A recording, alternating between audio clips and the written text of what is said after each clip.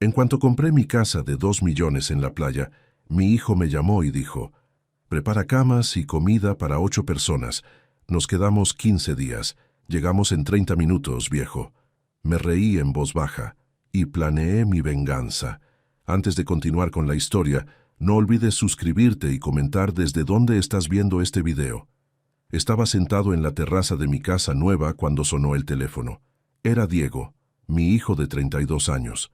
No hablábamos desde hacía casi 2 meses, desde que él se enteró de que yo había comprado una propiedad en la playa sin consultarlo, como si necesitara su aprobación para gastar el dinero que yo gané durante décadas de trabajo duro. Papá, supe que compraste esa casa en Tulum, dijo, sin siquiera un hola antes. Su voz tenía ese tono que ya conocía bien, el tono de quien está a punto de pedir algo disfrazado de conversación casual. Sí, la compré. ¿Y? Respondí, manteniendo la voz neutra. Mira, yo y unos amigos necesitamos un lugar para pasar las vacaciones. Prepara unas 8 camas y deja la nevera llena. Llegamos en media hora. Guardé silencio unos segundos, procesando la audacia. Diego, no me estás pidiendo. Me lo estás ordenando. Ah, vamos, viejo. Son solo 15 días. Ni siquiera vas a usar la casa. ¿Estás solo ahí? ¿Qué vas a estar haciendo? ¿Disfrutando la vida con el dinero que debería ser nuestro? ¿Nuestro? Esa palabra me golpeó como un puñetazo en el estómago.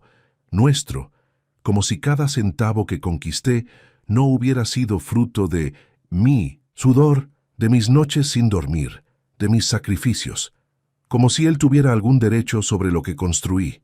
Diego, esta casa no es un hotel. No, es la casa de mi padre, y yo soy tu hijo, por si lo habías olvidado. ¿O solo te acuerdas de mí cuando necesitas lucirte en las redes sociales mostrando que eres un papá presente? La ironía era tan grotesca que casi me hizo reír. Yo, que dediqué toda mi vida para darle todo lo que yo nunca tuve, acusado de ausente. Yo, que trabajé sábados, domingos y feriados para que él nunca supiera lo que era pasar necesidad. Mira, hijo, no es un buen momento. La casa todavía está siendo arreglada y en media hora estamos ahí. Espero que esté todo listo. Y colgó. Me quedé mirando el teléfono en mi mano, sintiendo una mezcla extraña de rabia, tristeza y algo que no podía nombrar. Tal vez era decepción, o tal vez la confirmación dolorosa de algo que venía negando desde hace años. Mi hijo no me veía como padre. Me veía como un banco ambulante, una fuente inagotable de recursos que existía solo para satisfacer sus caprichos. Me levanté de la silla y caminé hasta el borde de la terraza, observando el mar Caribe extenderse hasta donde alcanzaba mi vista. Esa casa me había costado 2 millones de pesos. 2 millones que junté a lo largo de años, ahorrando cada centavo, invirtiendo con inteligencia, renunciando a placeres inmediatos para construir un futuro cómodo. Y ahora, mi propio hijo creía tener derecho a simplemente tomar aquello que era mío. No. A partir de ese momento algo cambió dentro de mí. Una decisión se cristalizó en mi mente con una claridad que no sentía desde hacía mucho tiempo. Diego iba a aprender una lección que yo debería haberle enseñado hace años, pero que mi culpa por haber sido un padre ausente, culpa que él siempre supo explotar muy bien, nunca me permitió dar. Miré el reloj. 30 minutos. Sonreí por primera vez esa mañana. Una sonrisa que no tenía nada de alegre, sino de determinación. Cogí mi celular y empecé a hacer llamadas. Si Diego quería usar mi casa, tendría mi casa, pero no exactamente como él esperaba. Para entender cómo llegamos hasta aquí, necesito volver en el tiempo.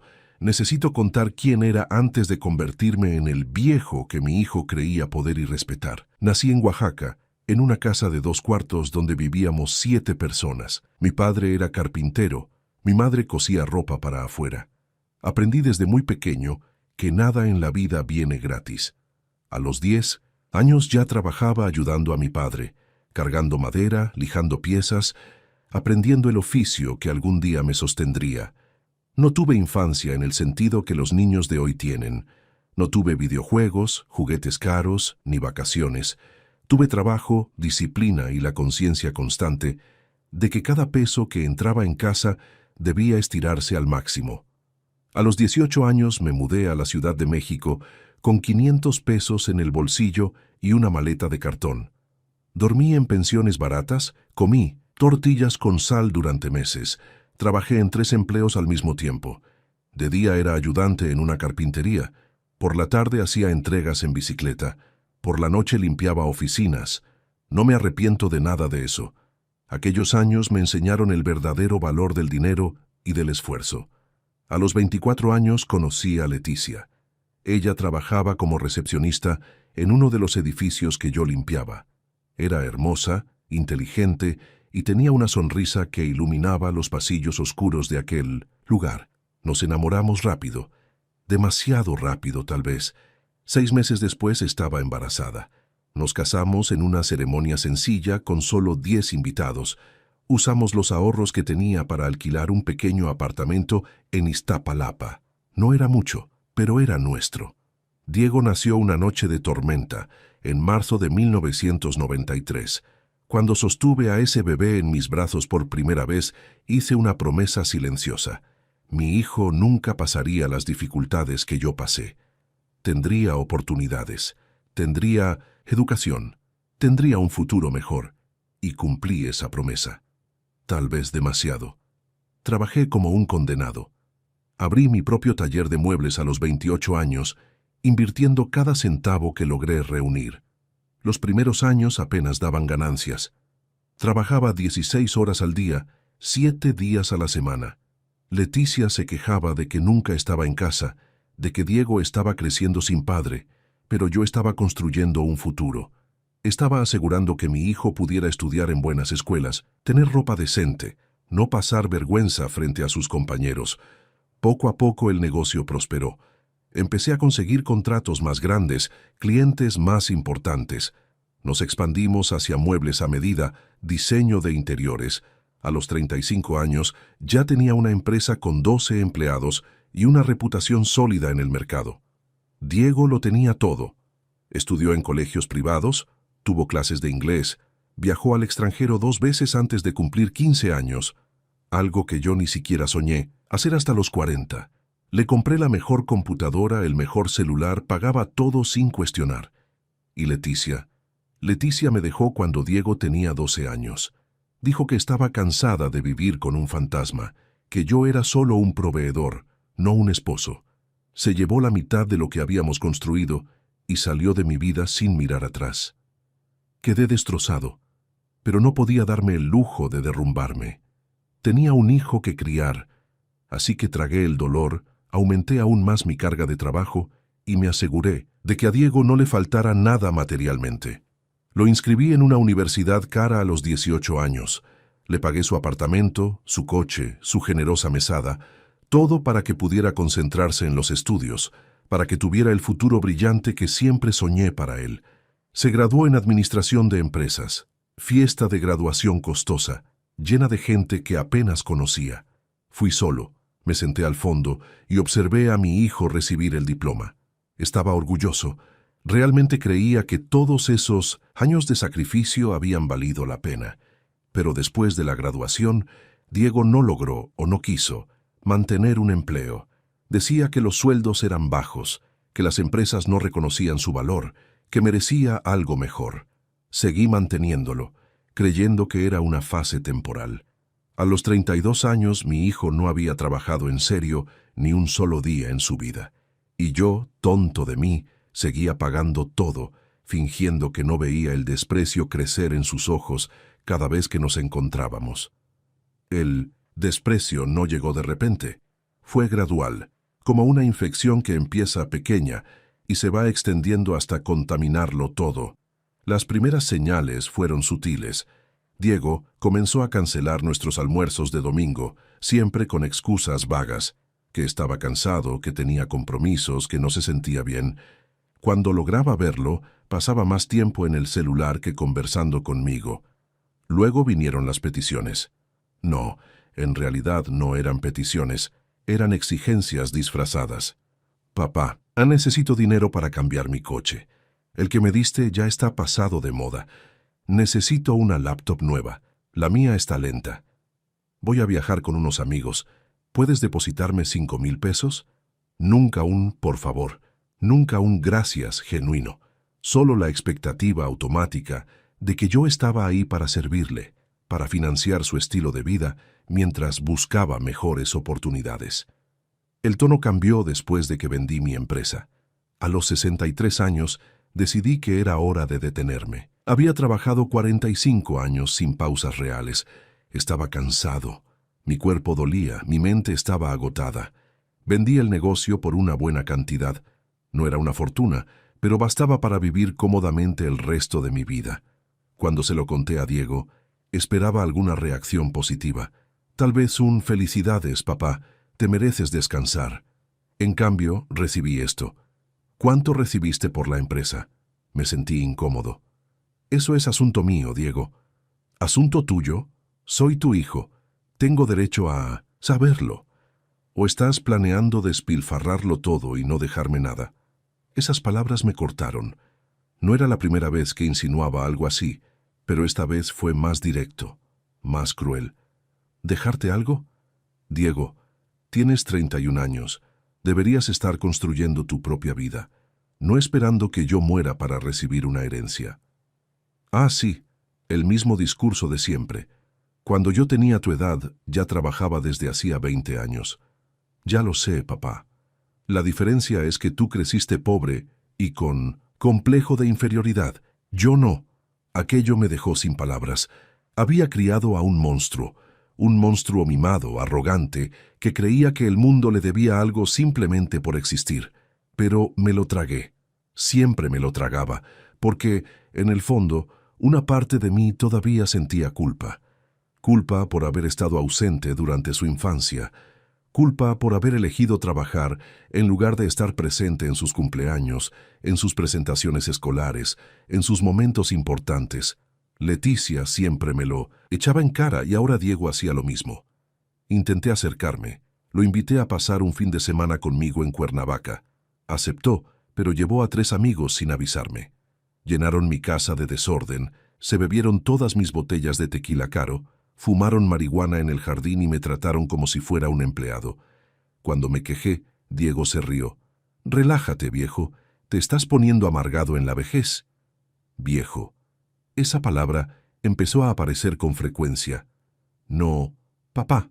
No, padre. Viejo. Como si yo fuera solo un obstáculo anticuado entre él y lo que creía que le pertenecía por derecho. Las redes sociales empeoraron todo. Diego publicaba fotos en restaurantes caros, en bares sofisticados, en viajes a Cancún y Los Cabos. Todo pagado por mí, por supuesto. Pero en los pies de foto escribía cosas como «trabajando duro para alcanzar mis sueños» y «hecho por mí mismo, sin ayuda de nadie, sin ayuda de nadie». Al leer eso, sentí que algo se rompía dentro de mí. Pero aún así, no hice nada. Seguí depositando dinero, seguí siendo el banco ambulante que él esperaba que fuera.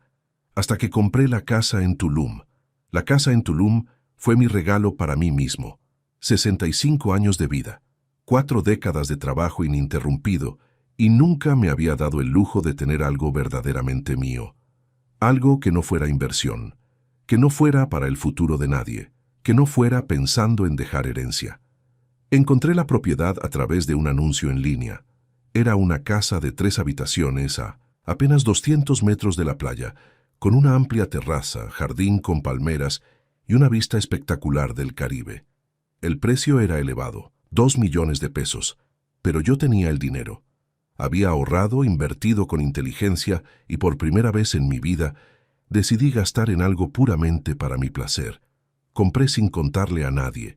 Quería que fuera mi refugio, mi santuario privado, un lugar donde finalmente pudiera descansar sin rendir cuentas, sin tener que justificar cada decisión.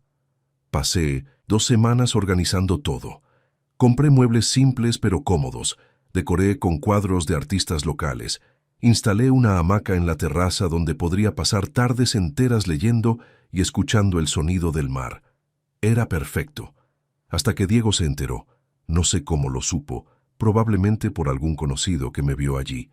Pero 3 días después de que me mudé oficialmente, Mi teléfono explotó con mensajes de él.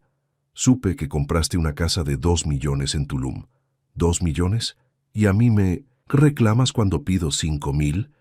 ¿Estás gastando mi dinero en lujos mientras yo apenas puedo pagar el alquiler? Eres un egoísta. Siempre lo has sido. No respondí.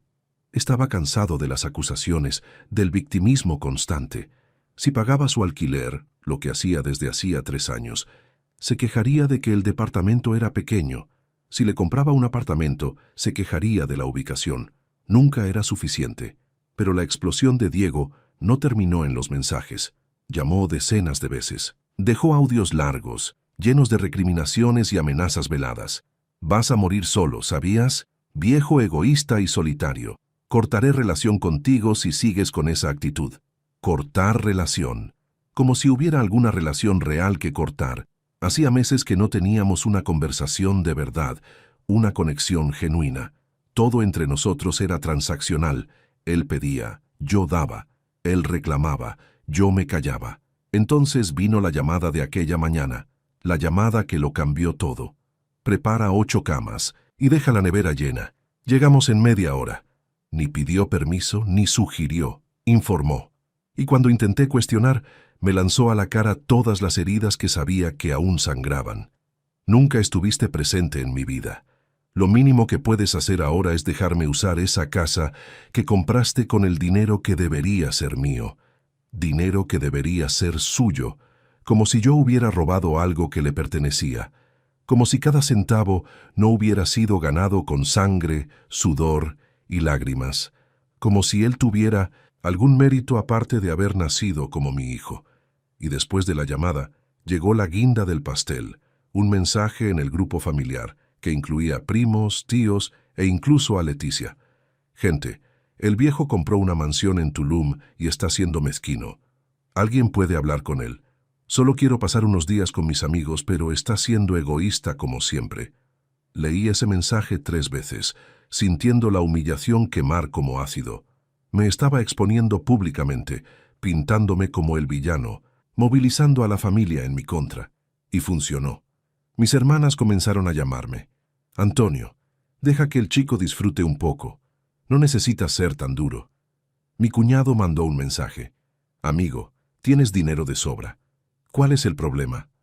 Hasta Leticia opinó. Siempre has sido así, tacaño con el afecto, y ahora hasta niegas el dinero a tu propio hijo. Nadie preguntó mi versión. Nadie cuestionó el hecho de que Diego, a sus 32 años, nunca había trabajado seriamente y aún esperaba que yo lo mantuviera todo. Nadie se preocupó por el hecho de que esa casa era mi logro, mi refugio, mi derecho.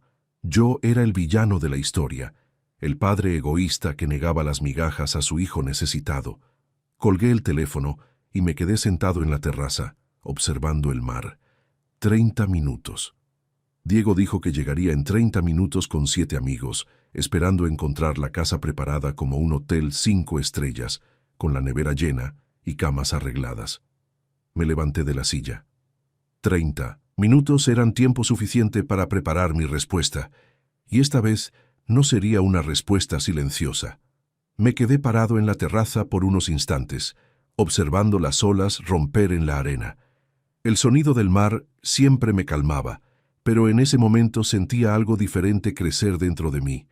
No era una rabia explosiva, era algo frío, calculado, cristalino, como el propio océano frente a mí. Claridad. Tomé mi celular y comencé a hacer llamadas. La primera fue a Rodrigo, un abogado que me había ayudado con la compra de la casa. Contestó en el segundo timbre. Rodrigo, necesito un favor urgente. ¿Puedes elaborar un documento de invasión de propiedad? Lo necesito en 20 minutos. Él dudó. ¿Invasión?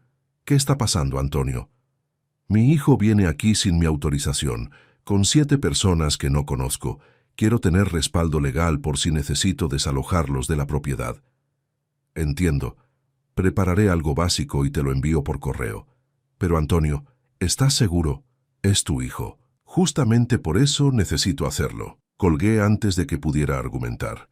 La segunda llamada fue a Bernardo, gerente del supermercado local, donde había hecho compras la semana anterior. Le expliqué que necesitaba devolver algunos productos perecederos que había comprado en exceso. Claro, don Antonio, puede traerlos cuando quiera. En realidad, iré ahora. En 15 minutos estoy allí. La tercera llamada fue la más importante. Llamé al sistema de seguridad de la casa. Había instalado cámaras discretas en todos los espacios principales después de algunos robos en el vecindario. Verifiqué que todo funcionara y configuré para que las grabaciones se guardaran automáticamente en la nube. Luego fui a la cocina. La nevera estaba llena. Frutas frescas, quesos importados, carnes selectas, vinos caros, jugos naturales. Lo había abastecido todo, pensando en pasar algunas semanas tranquilas allí, cocinando para mí mismo, disfrutando de comidas simples con vista al mar. Comencé a vaciar, todo metódicamente. Coloqué los perecederos en cajas térmicas. Llevé todo al auto. 3 viajes. También vacié los armarios. Pastas, conservas, especias, café, todo fue al maletero. 15 minutos después, la cocina estaba completamente vacía. Ni un paquete de sal quedó. Fui al supermercado, devolví lo que se podía devolver y doné el resto a un refugio local. Bernardo me miró con curiosidad, pero no hizo preguntas. Volví a casa con 10 minutos de sobra. Entré en los dormitorios de invitados. Las camas estaban hechas con sábanas limpias y suaves que había comprado especialmente. Quité todas las sábanas, todas las cobijas, todas las almohadas. Dejé solo los colchones desnudos. Llevé todo a mi habitación y cerré la puerta con llave. Fui al baño de visitas. Retiré todas las toallas, el jabón, el champú, el papel higiénico. Dejé solo los grifos y el inodoro vacío. La sala estaba cómoda, con cojines suaves en el sofá, un televisor nuevo, un equipo de sonido. Quité los cojines, desconecté la TV y llevé el equipo de sonido a mi habitación también. Apagué el router de internet y lo guardé conmigo. Cuando terminé, la casa parecía un esqueleto, funcional lo suficiente para ser habitable, pero completamente desprovista de cualquier comodidad.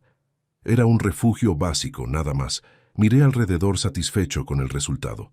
Si Diego quería usar mi casa como hotel, descubriría que no era un hotelero muy generoso. Escuché el sonido de autos acercándose. Miré por la ventana y vi 2 SUVs plateados estacionando frente al portón. Mi estómago se apretó por un instante, no de miedo, sino de anticipación. Diego salió del primer auto. Llevaba gafas de sol caras, una camisa de marca y ese aire de arrogancia que había aprendido a reconocer desde lejos. Detrás de él bajaron 7 personas, 4 hombres y 3 mujeres, todos alrededor de los 30 años, vestidos como si fueran a una fiesta en Ibiza. Uno cargaba una caja de cerveza.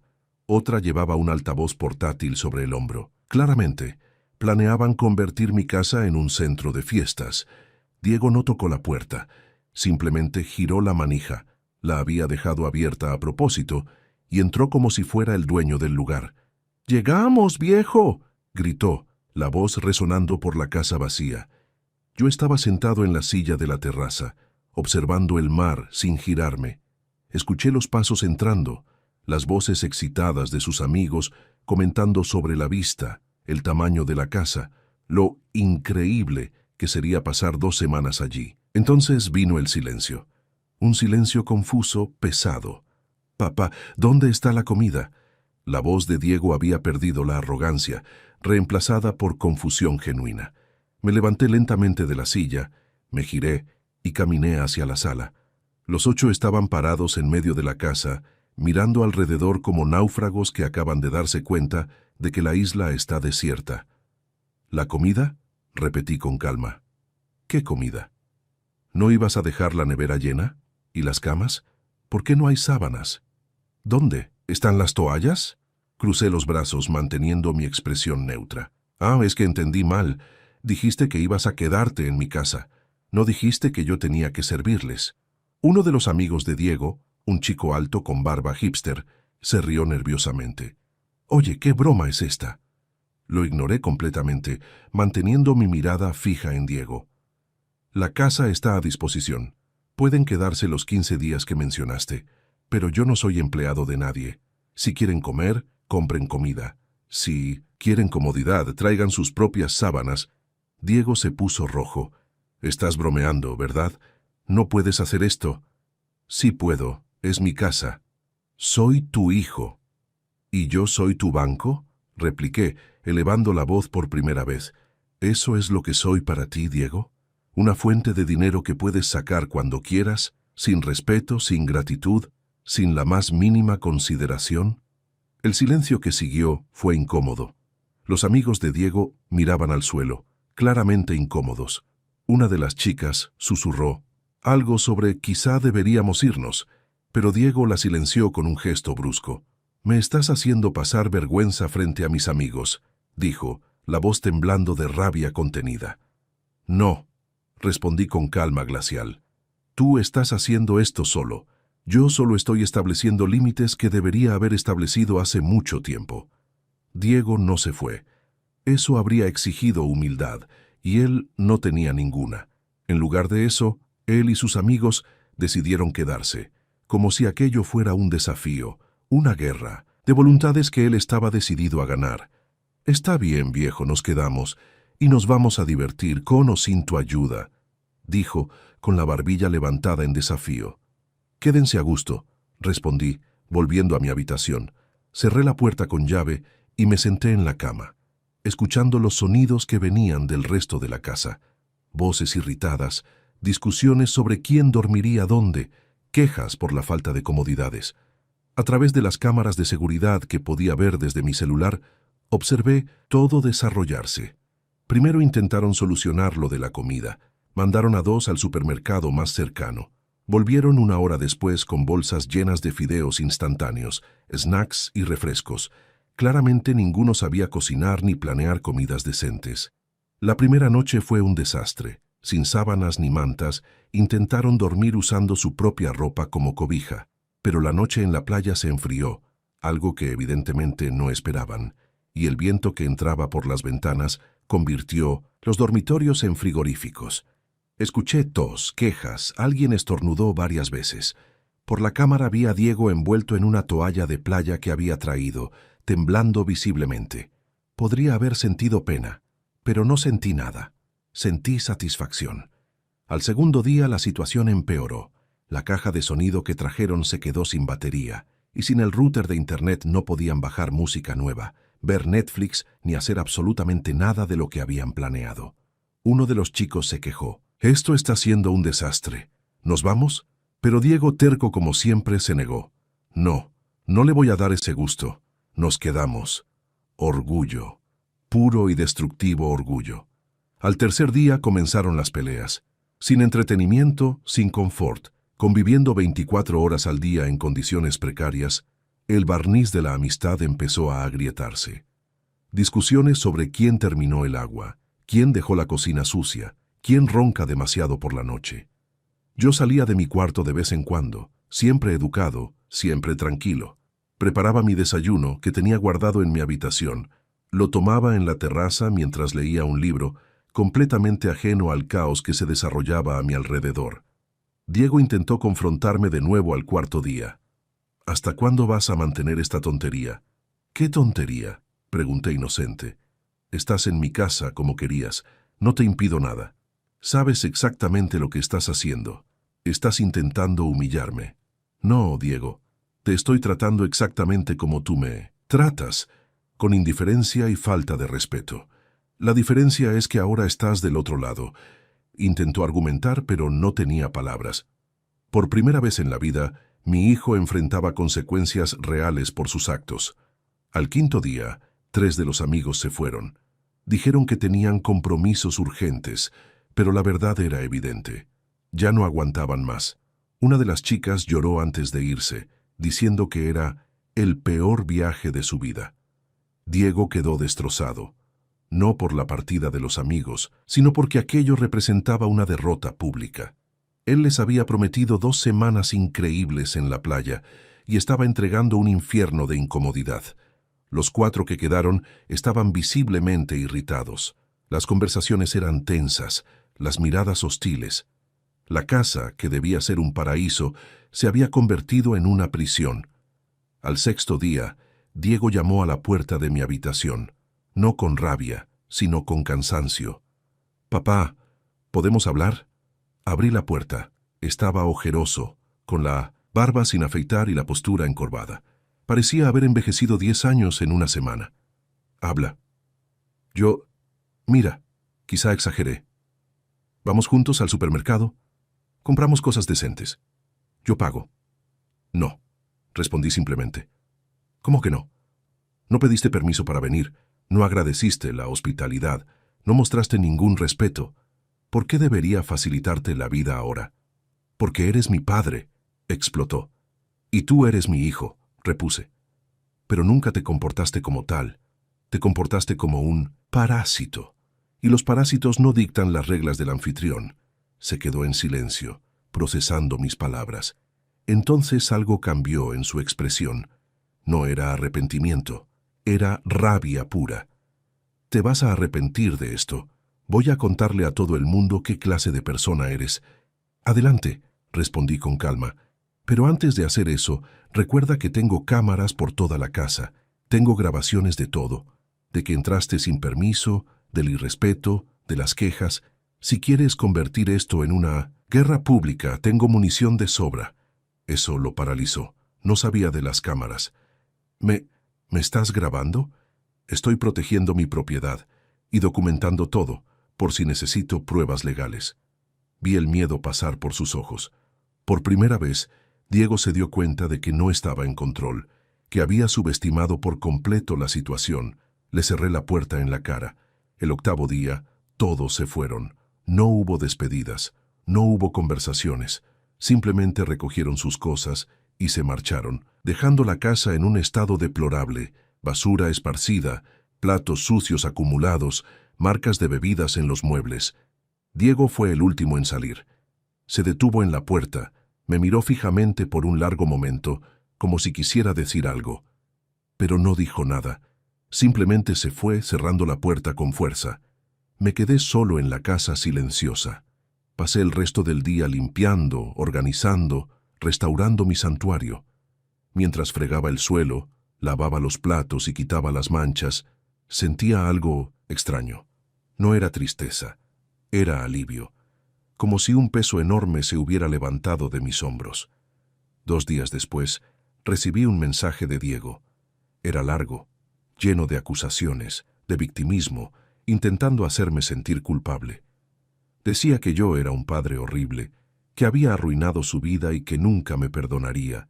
Leí el mensaje 3 veces. Luego bloqueé el número. No respondí. No había nada que decir. Décadas de discusiones, justificaciones y explicaciones no habían cambiado nada. Él no quería un padre. Quería un proveedor silencioso y obediente. Y yo ya no era eso. En las semanas siguientes, la familia intentó contactarme. Mis hermanas llamaron, exigiendo explicaciones. Leticia mandó mensajes acusatorios. Primos lejanos opinaron en redes sociales sobre lo cruel e inhumano que yo era. No me justifiqué, no expliqué, no me defendí. Simplemente viví. Me levantaba temprano, tomaba café en la terraza viendo el amanecer, caminaba por la playa cada mañana, sintiendo la arena bajo mis pies. Leía libros que había dejado pendientes durante años. Cocinaba comidas simples y deliciosas. Conversaba con vecinos locales, personas amables que no sabían nada de mi historia y me trataban solo como Antonio, el señor tranquilo que vivía en la Casa Azul. Por primera vez en décadas estaba en paz. Un mes después, recibí una llamada de un número desconocido. Dudé, pero contesté. Era uno de los amigos de Diego, el chico de la barba hipster que se había reído nerviosamente el primer día. «Señor Antonio, soy Javier, ex amigo de Diego. ¿Qué quieres? Solo, mira, quería disculparme por lo que pasó y quería que supiera que hablamos después y todos estuvimos de acuerdo en que Diego estaba equivocado. Muy equivocado». Me sorprendí. «¿Por qué me dices esto? Porque usted no se merecía eso y porque, Diego está difundiendo mentiras sobre usted, diciendo que usted cerró la comida, que nos echó, que fue violento. Y no es verdad. Yo estuve allí, vi todo. ¿Y por qué te importa? Porque mi padre murió cuando yo tenía 20 años, Y era un buen hombre, pero yo lo traté muy mal en los últimos años. Fui arrogante, ingrato, exactamente como Diego. Y ahora se fue, y ya no puedo pedir disculpas. Cuando vi lo que Diego le hizo a usted, me vi a mí mismo en él, y me dio asco.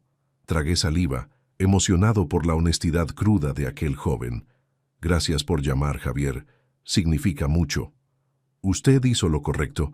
Espero que Diego se dé cuenta algún día. Colgamos.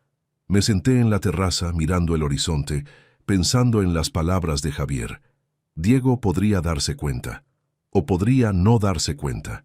Pero eso ya no era mi responsabilidad.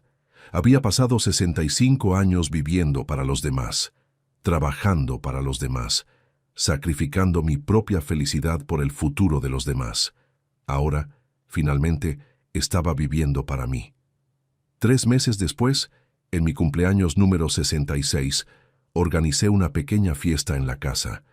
Invité a mis nuevos amigos del vecindario, al abogado Rodrigo, al gerente Bernardo y a algunos conocidos que había hecho en mis caminatas matutinas. Hicimos un asado en la playa, bebimos cerveza fría, reímos hasta tarde. Eran personas simples, genuinas, que me querían por lo que era, no por lo que podía ofrecer. Alguien preguntó por mi familia. Sonreí y dije, estoy construyendo una nueva. Y era verdad. Nunca más supe de Diego. Supe por terceros que finalmente consiguió un trabajo, que estaba intentando valerse, por sí mismo. Una parte de mí esperaba que fuera verdad, para que él finalmente aprendiera algo. Pero otra parte, la parte que había sido lastimada y faltada al respeto durante tanto tiempo, simplemente ya no se preocupaba. Yo había hecho mi parte. Había sido padre, proveedor, trabajador incansable. Había dado todo lo que podía y un poco más. Ahora, el resto era cosa de él. Sentado en la terraza esa noche, después de que todos se fueron, miré las estrellas sobre el mar Caribe y sentí algo que no sentía desde hacía décadas: gratitud. Gratitud por haber tenido el coraje de decir no. Gratitud por haber establecido límites. Gratitud por haber elegido, finalmente, a mí mismo. La casa en Tulum no era solo una propiedad, era un símbolo de que nunca es tarde para empezar de nuevo, para reescribir tu propia historia, para dejar de ser un personaje secundario en la vida de otros y convertirte en protagonista de tu propio viaje. Diego pudo haber perdido a un padre que lo sustentaba incondicionalmente. Pero yo gané algo mucho más valioso: mi dignidad de vuelta. Y eso ningún dinero en el mundo podría comprar. ¿Te gustó la historia? Suscríbete al canal y conoce muchos otros relatos emocionantes.